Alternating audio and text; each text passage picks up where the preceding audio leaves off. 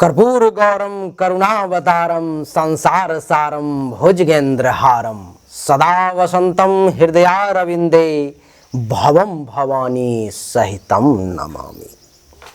आज आपके कुंडली का विवरण आपको देने जा रहा हूं, क्योंकि आपके पास में आपकी जन्म तारीख जन्म समय नहीं है, आपने अपनी हस्तरेखा भेजी है, इसीलिए मैंने आपके संतान की कुंडली मंगवाई है और उसी से आपके जीवन में होने वाले आगे घटनाओं के बारे में आपको मैं जानकारी देने जा रहा हूं।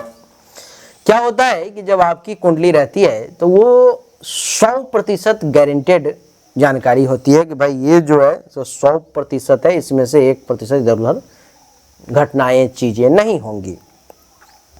लेकिन क्योंकि ये आपके संतान की कुंडली है, संतान के कुंडली से आपके कुंडली पर में फलादेश करना इतना आसान नहीं है। फिर भी आइए चर्चा को आरंभ करते हैं। आपका जो संतान है, जिनकी डेट ऑफ बर्थ 19 सितंबर 2005 1:45 रात का उदयपुर राजस्थान का इनका जन्म है। इनकी जो कुंडली बनती है ये कर्क लग्न की इनकी कुंडली बनती है और जन्म से राशि इनकी बनती है मीन। लेकिन इनके कुंडली पर में तो चर्चा करना नहीं है, करनी है पिता के कुंडली पर में, अर्थात आपके कुंडली पर में। तो आपकी कुंडली जो है सो बन जाती है मेष लग्न की और जन्म से राशि हो जाती है इनकी कुंडली से आपकी भी मीन। तो राशि से आपको कोई लेना देना नहीं है, कुंडली के फल को समझना है। जब इनके कुंडली से आपकी कुंडली का निर्माण करता हूं तो कुंडली के प्रथम भाव में मंगल देवता, दूसरे तीसरे में कोई नहीं, चौथे में शनि देवता, पंचम में कोई नहीं, छठे में बुध गुरु सूर्य केतु देवता, सप्तम में कोई नहीं, अष्टम नवम दशम में कोई नहीं, एकादश में कोई नहीं और द्वादश में चंद्रमा और राहु का समय दिखाई दे रहा है। इस समय में इस कुंडली में बुध के महादशा में देवगुरु बृहस्पति की अंतर्दशा चल रही है। बुध इस कुंडली के छठे भाव में बैठे हुए हैं और मालिक हैं तीसरे और छठे के, जिसके कारण से बुध के कारण इस समय आपको किन किन समस्याओं का सामना करना पड़ रहा होगा और क्या क्या करना पड़ेगा उसको समझ ले। बुध देवता इस कुंडली में 2028 के 8वें महीने तक हैं। तो 2028 के 8वें महीने तक मैं जो फल बताने जा रहा हूं वो बुध का आपके ऊपर में लागू होगा। बुध कुंडली के छठे भाव में बैठने के कारण आपको हेल्थ वाइज इशू के योग इस समय में 2028 तक देखने को मिलेगा। दुश्मनों के द्वारा परेशानी इस समय में भी देखने को मिल रहा होगा और 2028 तक देखने को मिलेगा। चिंतित ज़्यादा रहते होंगे, कर्ज वगैरह आपके सर पे आ सकता है, लोन वगैरह ले सकते हैं अथवा कर्ज में आप जा सकते हैं 28 तक। केस मुकदमा से बचकर चलने का प्रयास करें, नहीं तो केस मुकदमा के भी योग बन जाएंगे। पेट से संबंधित समस्याओं का खास करके आपको विशेष ध्यान रखना है, क्योंकि पेट से संबंधित समस्याएं आपको खास करके बुध पेट पर में कुंडली के छठे भाव में बैठा हुआ है तो वो आपको ज़्यादा परेशान करने का प्रयास करेगा। आपके ऊपर में इस समय में बिना मतलब का एलिगेशन, अपयश, कलंक, शोक और दुख के भी ये योग बनाएंगे। इस मामले में आपको सावधान रहना है। बुध कुंडली के तीसरे भाव का मालिक इसमें हो जाता है तो आप ये अनुभव करेंगे कि छोटे भाई बहन, जूनियर्स, इन सब से भी जितना लाभ मिलना चाहिए उसमें कमी अनुभूति होगी। पराक्रम में कमी, धैर्य का कमजोर होना, गुप्त शत्रु के द्वारा परेशानी, गले, नाक, कान, सुसरंग से संबंधित भी परेशानी का योग। कुंडली के द्वादश भाव पर में दृष्टि है तो अनुभव करेंगे कि इस समय में आपका खर्चा अधिक हो रहा होगा। आंख से संबंधित समस्या भी ये बुध आपको दे सकता है। नींद में परेशानी आ सकती है। अस्पताल का खर्चा एक्टिवेट करके रखे हुए है, यानी कि अनुभव कर रहे होंगे कि पिछले 10-12 साल से आपको हॉस्पिटल का खर्चा लगातार चल ही रहा होगा, एक्टिवेट ही है, कुछ ना कुछ हॉस्पिटल में ही पैसा। आज ये बीमारी ठीक हुई तो वो बीमारी ठीक हुई तो वो, उसकी तबीयत खराब है तो इसकी तबीयत खराब है। किसी कारणवश कैसे भी करके आपका पैसा हॉस्पिटल में जाने का योग बना हुआ है जो आपका लगातार जा रहा है। बुध के महादशा में गुरु की अंतर्दशा है और गुरु भी कुंडली के छठे भाव में ही विराजमान है, वो भी केतु के साथ विराजमान है। तो अंगारक नामक दोष भी, अंगारक कह रहा हूँ, गुरु चांडाल नामक दोष भी बना रहे हैं। गुरु के भी छठे भाव में बैठने का अनुभव कर रहे होंगे आप कि भाग्य भरोसे काम नहीं चल रहा होगा। हर एक काम को करने में आपको बहुत परिश्रम करना पड़ता होगा। जो काम आसानी से पूर्ण हो जाना चाहिए, जो आसानी से फलीभूत हो जाना चाहिए, उसके लिए भी आपको अथक प्रयास करना पड़ रहा होगा।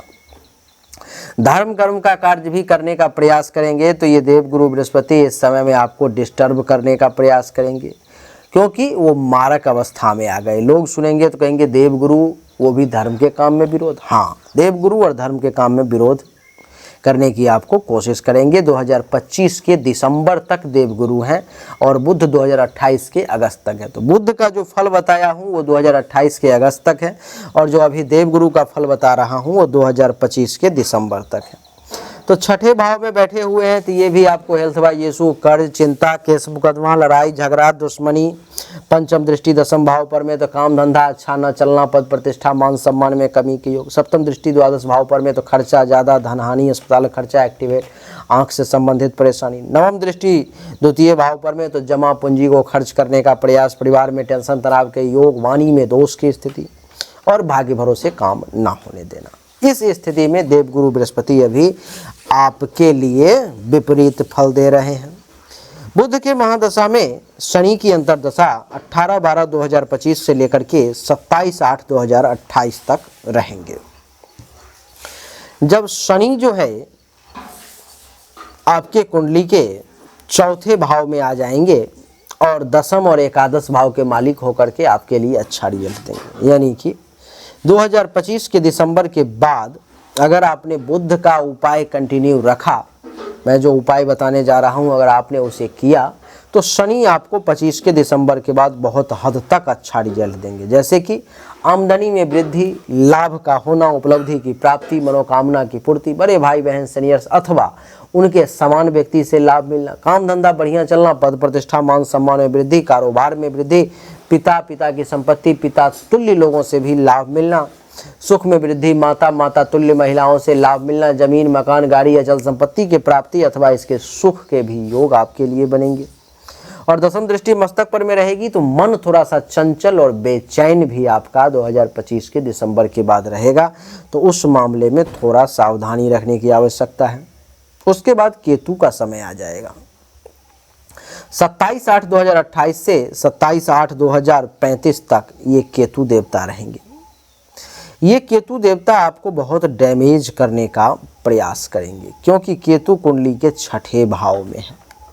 ये फिर से पेट से संबंधित परेशानी आपको, मैं तो जो देख रहा हूँ उसमें यह है कि हमेशा लगा ही रहता होगा, हेल्थ वाइज इशू लगा ही रहता होगा, तबीयत खराब होता ही रहता होगा, खास करके पेट की समस्या आपको कभी छोड़ती नहीं होगी। तो केतु के छठे भाव में बैठने के कारण फिर भी आपको पेट की समस्या लगी रहेगी। चिंता, हेल्थ वाइज इशू, कर्ज, केस मुकदमा, टेंशन तनाव, लड़ाई झगड़ा की स्थिति चलती ही रहेगी।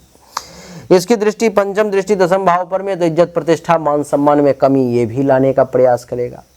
काम धंधा बढ़िया ना चले इसकी भी कोशिश रहेगी। सप्तम दृष्टि द्वादश भाव पर में तो खर्चा ज़्यादा, धनहानि का योग, अस्पताल का खर्चा एक्टिवेट, आंख से संबंधित समस्या। नवम दृष्टि दूसरे भाव में परिवार में टेंशन तनाव का योग, कर्वे शब्द का प्रयोग करना, ऐसी वाणी कहते हैं कि ऐसी वाणी बोलिए मन का आपा खोए। आप जो है सो ऐसी वाणी बोलोगे जो मन में जाकर के वो तीर जैसा चुभ जाएगा, इतना तकलीफ होगा, तो उस पर में कंट्रोल करने की आपको आवश्यकता पड़ेगी। इस समय के लिए जो आपके लिए उपाय है वो ये है कि आप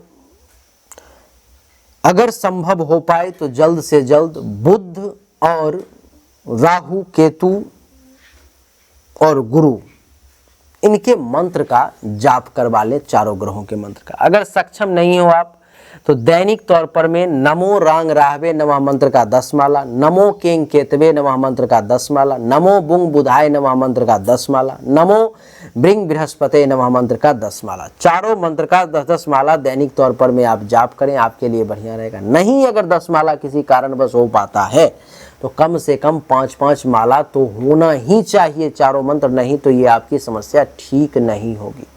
जब केतु का समय हमने बताया है 28 के बाद, तो आप फिर एक बार कांटेक्ट कर लेंगे, उस समय में आपको फिर उपाय की गाइडेंस की ज़रूरत पड़ेगी। वैसे मेरा सलाह ये है कि 2025 के दिसंबर में आप एक बार कांटेक्ट कर लें तो ज़्यादा अच्छा रहेगा आपके लिए। नहीं तो ये स्थिति विपरीत होता हुआ नज़र आ रहा है अभी, और दिसंबर के बाद समय में बदलाव मैं देख रहा हूँ, तो वो आपके लिए थोड़ा सा अच्छा नज़र आएगा। आपकी जो हस्तरेखा मैं देख रहा हूँ उसमें देख रहा हूँ कि हृदय रेखा तो बहुत अच्छी है, दिल से बहुत साफ होगे, ज़्यादा प्रपंच छल कपट नहीं रखते होगे, सीधे साधे भोले स्वभाव के व्यक्ति होगे आप, और लोगों की मदद भी खूब करते होगे, लेकिन हमेशा दो नाव पर सवार रहते होगे, जो भाई ये करूं या वो करूं। एक मन कहेगा कि ये कर लो, दूसरा मन कहेगा वो कर लो। दिल हृदय की रेखा दो तरफ आपकी भाग रही है, जिसके कारण से। दूसरी बात यह है कि जो लोग जिसकी आप मदद करोगे वो लोग आपकी खूब मदद नहीं करेंगे। वो लोग आपके तरफ फ़ायदा लेते वक्त तो फ़ायदा ले लेंगे, लेकिन जब फ़ायदा देने की बारी आएगी तो वो पीछे हट जाएंगे। मस्तिष्क रेखा इस समय में डिस्टर्ब है, जिसके कारण से मानसिक तौर पे तनाव चिंता का योग दिखाई दे रहा है। बहुत ज़्यादा सोचते रहते होगे, टेंशन तनाव में रहते होगे। भाग्य रेखा का सपोर्ट नहीं है तो काम का बनते बनते बिगड़ जाना, रास्ते में ही रुक जाना, ऐसा लगना कि अब होने वाला है, अब होने वाला है, लेकिन ना हो पाना। जीवन रेखा जरूर अच्छी है, जीवन लंबी है, लेकिन जीवन में संघर्ष उतार चढ़ाव की स्थिति, अप एंड डाउन्स बहुत ज़्यादा है।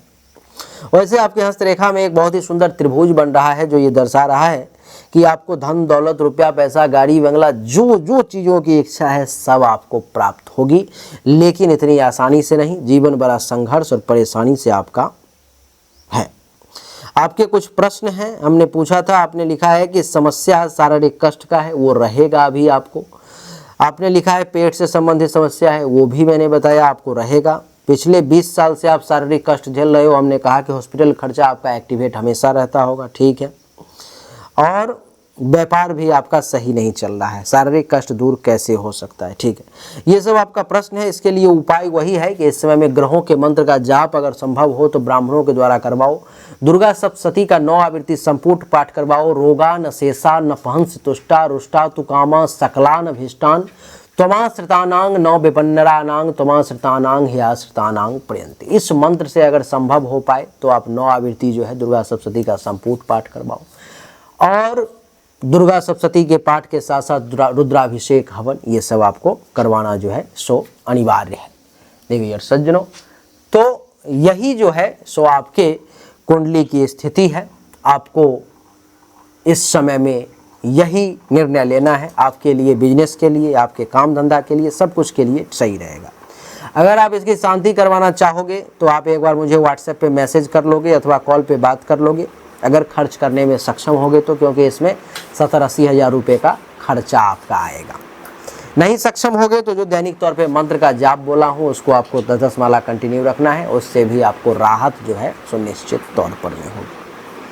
चलिए आपका एक बार फिर से बहुत बहुत धन्यवाद। Thank you so much. जय हिंद, वंदे मातरम। बोलिए राधे राधे।